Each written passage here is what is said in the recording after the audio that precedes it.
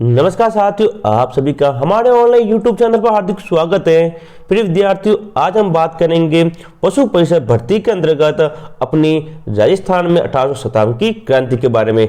आज हमारी दूसरी क्लास है। इससे पहले हमने पशु परिषद भर्ती 2024 की पहली क्लास की बात कर ली थी, यानी कि उसके अंतर्गत हमने पढ़ा था राजस्थान की 1857 की क्रांति। उसी कड़ी के अंतर्गत आज हमारी दूसरी क्लास है, जिसके अंतर्गत हम 1857 की क्रांति की प्रमुख घटनाओं के बारे में पढ़ेंगे। साथियों, इस क्लास में आपको एक सवाल पक्का देखने को मिलेगा ही मिलेगा। बहुत ही शानदार क्लास है, बिल्कुल नोट्स पैटर्न पर आधारित है।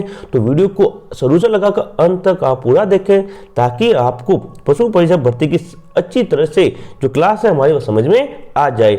यदि आप हमारे YouTube चैनल पर नए हैं, सबसे पहले हमारे चैनल को सब्सक्राइब करें, ताकि आपको डेली पशु परिषद भर्ती की सारी क्लासें मिलती रहे। साथियों, बहुत ही जल्द 1 से 2 दिन के अंतर्गत हम पशु परिषद भाग ब की शानदार क्लास शुरू करने वाले हैं। ये अपनी अ भाग की क्लास है। जो ब भाग, जो कि 45 नंबर का जो पार्ट है अपना, उसकी शानदार क्लास हम 1 से 2 दिन में शुरू करने वाले हैं। ठीक है, तो हमारे साथ बने रहिए, ताकि आपको जितनी भी पशु परिषद की क्लास है वह समय पर मिलती रहे और आप अपनी तैयारी शानदार तरीके से कर सके। इसके फॉर्म शुरू हो चुके हैं। यदि आपने अभी तक इसका आवेदन नहीं किया तो मात्र 10वीं पास योग्यता रखी गई, 10 पास ये वैकेंसी है। तो आप जल्दी से आवेदन करें, क्योंकि 19 जनवरी से आवेदन शुरू हो चुके हैं। तो साथियों, शुरू करते हैं अपनी आज की क्लास। नोट्स पैटर्न पर आधारित अपनी शानदार क्लास है राजस्थान में 1857 की क्रांति। तो देखिए अपनी पहली स्लाइड देखिए, पशु परिषद भर्ती 2024 राजस्थान में 1857 की क्रांति बिल्कुल निःशुल्क बैच। साथियों, बिल्कुल फ्री में हम सारा मटेरियल, सारा पूरा संपूर्ण कोर्स करवाने वाले हैं। देखिए राजस्थान में 1857 की क्रांति की प्रमुख घटनाएं। देखिए, राजस्थान में सर्वप्रथम क्रांति की शुरुआत हुई कहाँ पर हुई थी? तो साथ नसीराबाद से हुई थी। कहाँ से हुई थी? नसीराबाद से हुई थी। नसीराबाद में तैनात अंग्रेज अधिकारी कौन थे? ये यहाँ से बहुत बार सवाल पूछा गया है कि नसीराबाद छावनी में अंग्रेज सैनिक कौन कौन थे। तो देखिए, एक तो था मेजर पिचान, एक था मेजर स्पॉटवुड, एक था मेजर न्यूबरी, एक था लेफ्टिनेंट लॉक, एक था कर्नल हार्डी। ये सभी अंग्रेज अधिकारी नसीराबाद में तैनात थे। आगे, नसीराबाद छावनी में अंग्रेजों का सैनिकों का नेतृत्व किया। साथ ही बहुत ही अच्छा सवाल, सीधा सवाल आएगा, ये इंपॉर्टेंट कर लो। कौन था? बख्तावर सिंह ने। किसने किया था? बख्तावर सिंह। बहुत बार यह सवाल पूछा गया है कि नसीराबाद छावनी में सैनिकों का नेतृत्व किसने किया था, यानी क्रांति हुई थी नसीराबाद में, तो किसके नेतृत्व में हुई थी? वो हुई थी बख्तावर सिंह के नेतृत्व में। आगे देखिए, नसीराबाद में क्रांतिकारियों ने अजमेर की बजाय कहाँ की ओर रुख किया? या नसीराबाद जब क्रांति हुई तो साथियों, नसीराबाद से जो सैनिक थे, क्रांतिकारी थे, वो सीधे दिल्ली की ओर चल पड़े। कहाँ पड़े? दिल्ली की ओर चल पड़े।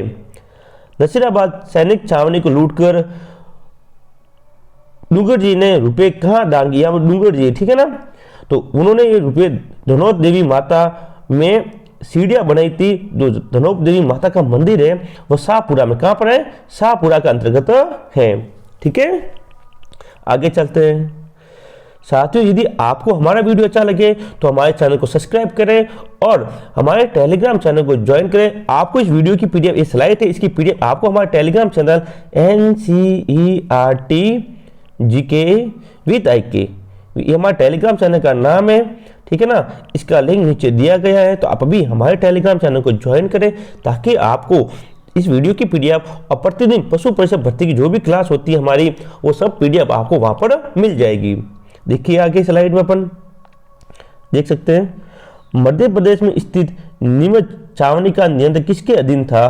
तो यहाँ का नीमच छावनी का पॉलिटिकल एजेंट था साथियों, वो था कर्नल, नहीं पॉलिटिकल एजेंट था वो तो सारवर्स। कौन था? सारवर्स।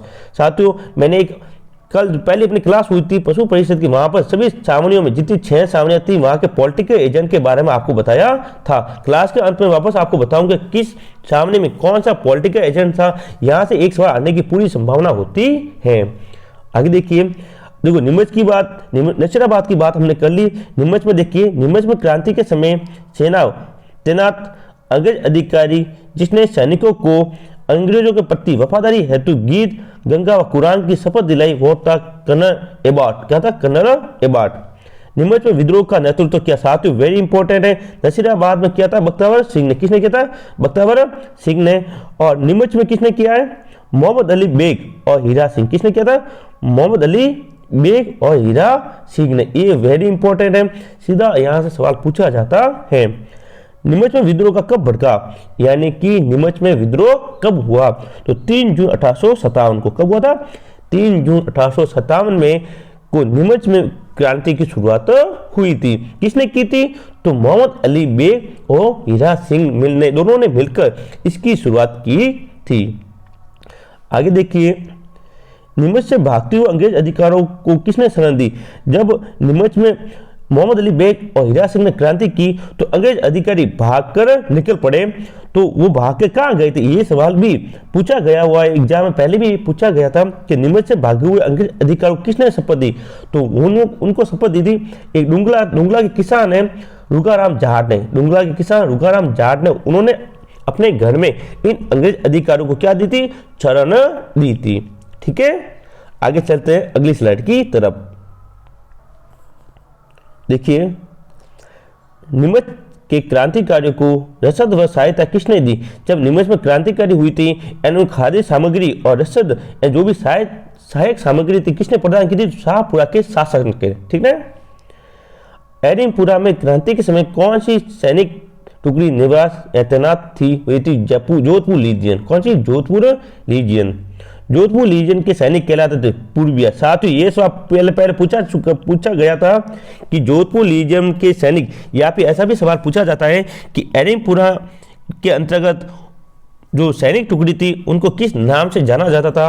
तो वो था पूर्विया। ठीक है ना, ये याद रखिएगा, कहाँ से? पूर्विया। और एरिनपुरा के सैनिकों ने एरिनपुरा से पहले भी कहाँ विद्रोह किया? तो वो क्या था? माउंट आबू में। क्या क्या था?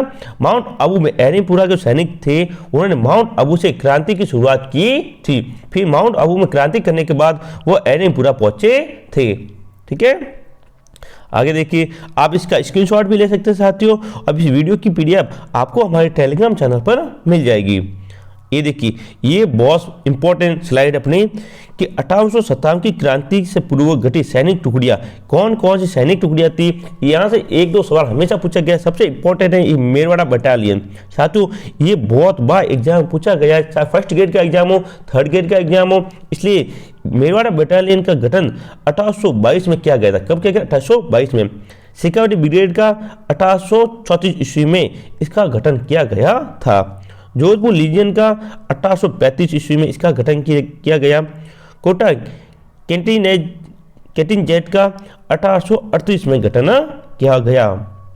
आगे ये याद रखें, मेवाड़ भीड़ कोर, ये दोनों, ये भी बहुत पूछा गया 1841। साथियों, आप अवेश करके एक तो 1 नंबर, एक 5 नंबर, ये दोनों तो पक्का 100% याद रखें। ठीक है ना, इसमें से सवाल बनने की संभावना बहुत ही ज़्यादा है, क्योंकि ये दोनों सन एग्जाम में पहले पूछे जा चुके हैं। क्योंकि एक सीईटी का एग्जाम होता है 12 पास। क्या होता है? सीईटी का एक 12वीं पास एग्जाम होता है। यदि आपने दिया होगा आपको पता होगा, सीईटी के अंतर्गत ये दोनों सवाल पहले पूछे गए थे।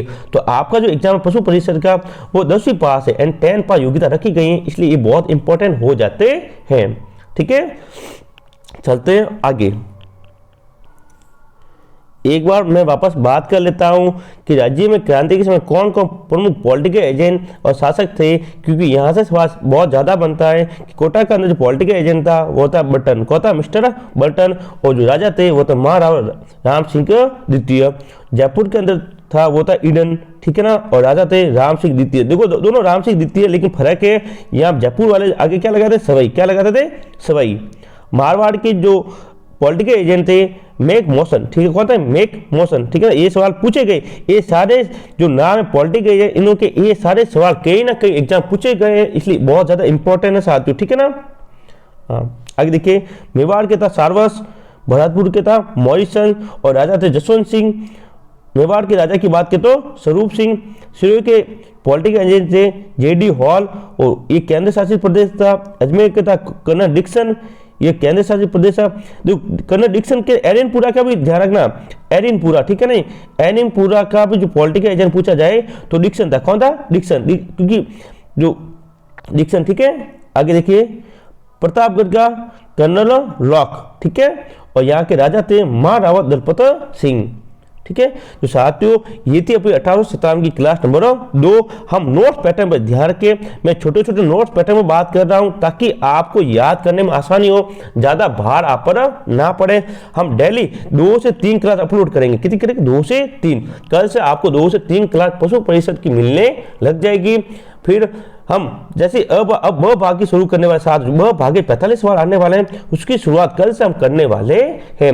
यदि आपने अभी तक हमारे YouTube चैनल को सब्सक्राइब नहीं किया, सबसे पहले हमारे चैनल को सब्सक्राइब करें ताकि आपको पशु परिषद भर्ती 2024 के डेली नोट पैटर्न पर बहुत ही शानदार क्लास आपको मिलती रहे। तो मिलेंगे अगले वीडियो में, तब तक के लिए जय हिंद, जय भारत।